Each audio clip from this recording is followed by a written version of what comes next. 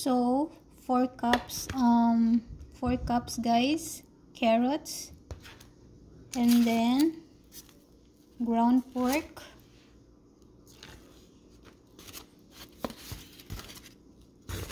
so I have to pack onion and spring onion,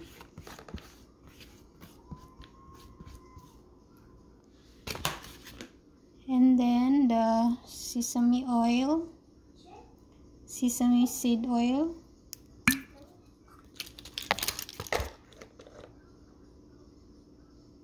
one, two,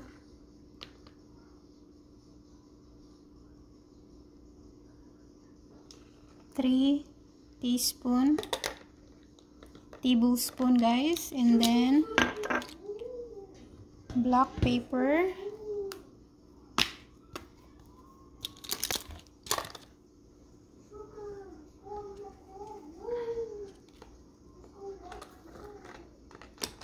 two tablespoon guys,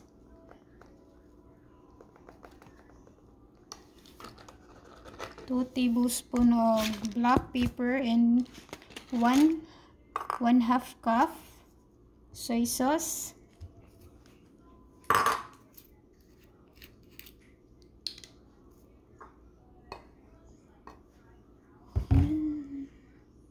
so soy sauce, 1/2 cup, and all seasoning magic syrup. If you don't have this, you can use black pepper and garlic powder. So mix. So two eggs guys.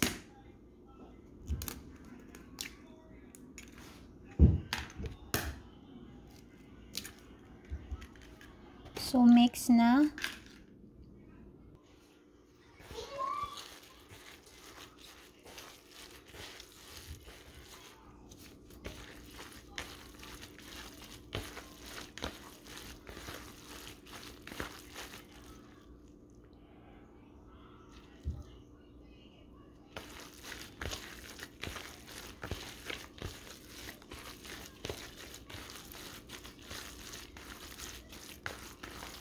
So mix well guys.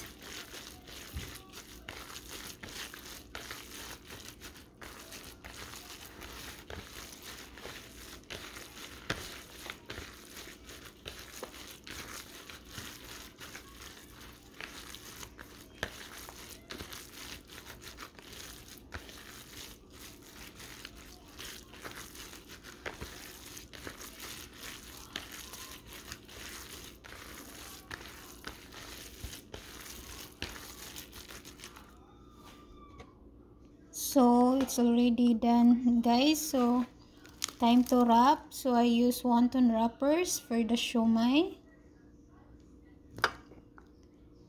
So ganito lang, open natin.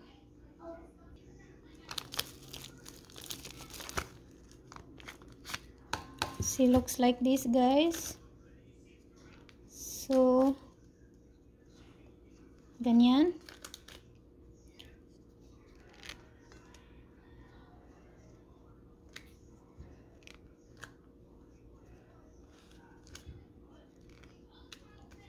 So for the measurement guys, I use this one para same ang size. So ganito.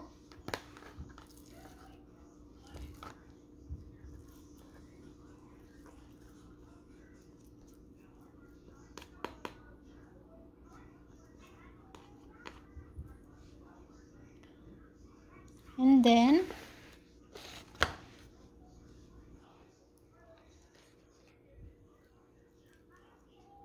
that's it. Same process.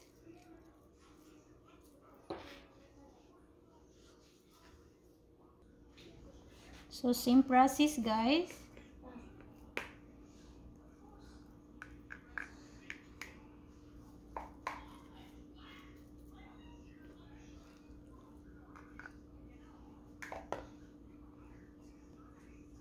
So, ganyan.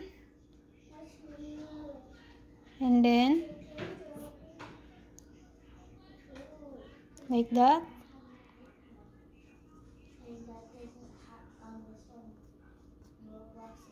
To make it easy, guys, you can do like this too.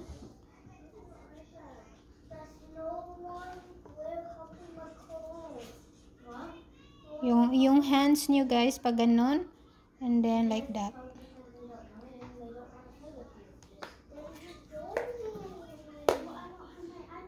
So, again, guys, same process. So, to make it easy, yung hands no, pag ganun, then ilagay ninyo. Then, dikit, dikit. Ganyan lang. Para mabilis, guys. Ganyan. Para mabilis matapos ang pag-wrap. So, napaka-easy. And then, pag ganyan. Again, lagay sa kamay, patapos, pag ganyan. So, pagkatapos guys, ano natin ang steam. So, first guys, lagyan natin ng oil para hindi siya magdikit. Para hindi siya didikit guys. So, dapat lagyan ng oil and then, lagay natin ang ating finish na siomai. So, ganyan. So, pag ganyan lang.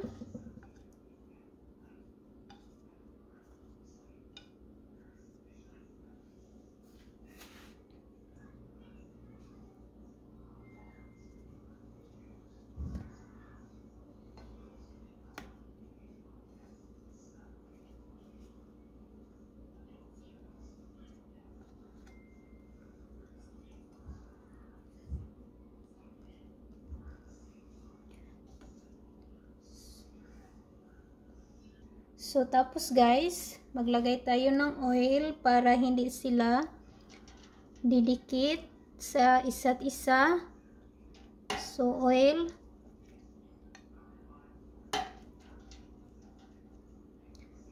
And then, i-steam natin ito guys, 30 minutes to 1 hour.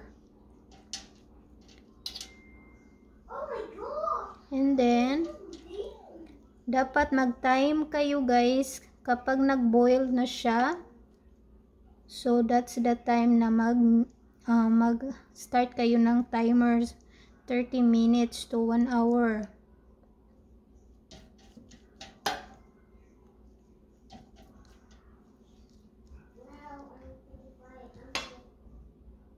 So, dapat guys, lagyan talaga sila ng oil sa side by side para hindi didikit. Kasi kapag hindi malagyan ng oil guys, didikit sila sa isa't isa. Mahirap siya kunin. So, lagyan talaga ng oil. So, ready to steam 30 minutes to 1 hour. So, it's already cooked guys. So, time to serve. So, this is my homemade sauce. And I have other one. This is homemade as well. So, I will try both guys. So, time to eat.